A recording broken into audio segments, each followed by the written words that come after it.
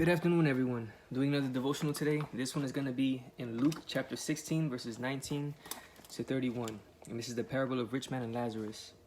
And it says, There was a rich man who was clothed in purple and fine linen, and who feasted sumptuously every day, and at his gate was laid a poor man named Lazarus, covered with sores, who desired to be fed with what fell from the rich man's table.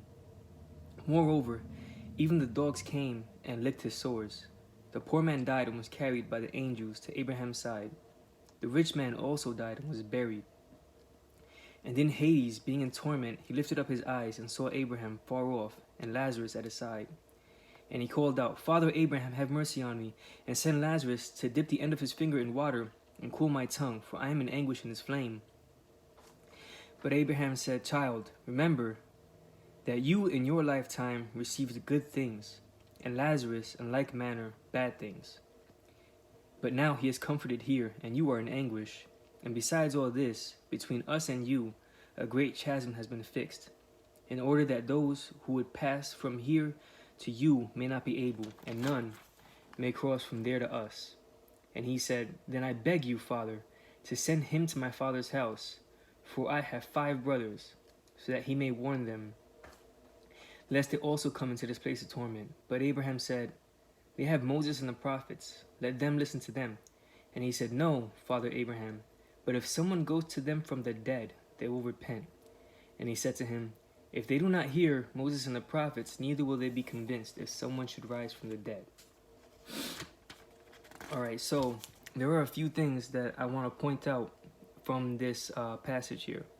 For one, I want to point out that the rich man doesn't have a name, right?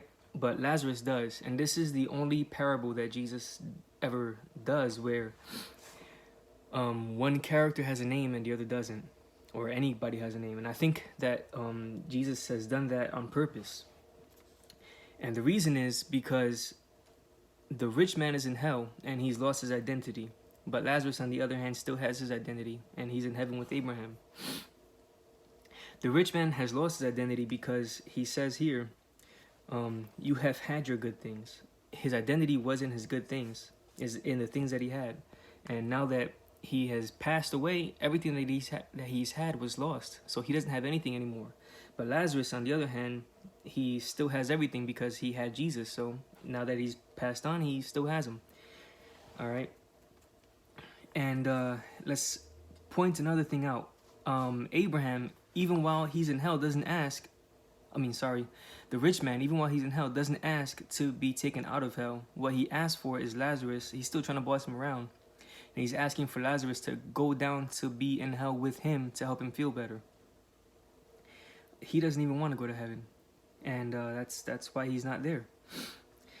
All right, so his identity was in his good things. And this passage here, I think, it's about hell, and it's something that we don't like to talk about often, but understanding this would help us to understand our own hearts. We can ask ourselves, why is it that we even came to Jesus in the first place? Was it because we wanted good things? Because if that's the case, then we are just like the rich man. He wanted his good things and he had his good things, but he didn't want Jesus. And if you're going to Jesus because you want good things, then you're really just going to good things. The good things are your God, but Jesus is not. You should want Jesus for his own sake. All right? And so it's important to understand your own heart, to understand this doctrine for the purpose of your own heart. Examine yourself and understand what it is that you really want. And one more thing to point out here.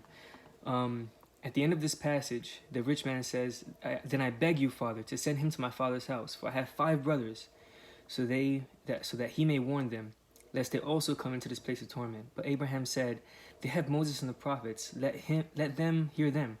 And he said, No, Father Abraham, but if someone goes to them from the dead, they will repent. And he said to him, If they do not hear Moses and the prophets, neither will they be convinced if someone should rise from the dead. So right there, that's saying the rich man is accusing God, or he's speaking to Abraham, but he's saying, I didn't get enough information. Nobody really told me that this was the truth. And what is Abraham saying here? If you didn't want to listen to the prophets, then even somebody rising from the dead is not going to convince you that the truth is true. And in our case, now, we have the historical evidence for the resurrection of Jesus, and we can know with pretty good historical accuracy that Jesus rose from the dead. And yet, there are lots of people that still don't want to believe it. So, I want to ask you, do you understand that Jesus rose from the dead? And do you understand what that means? And what is it that you're living for? Are you going to God? If you're following God, are you going to Him for His sake? Or is it because you want something else?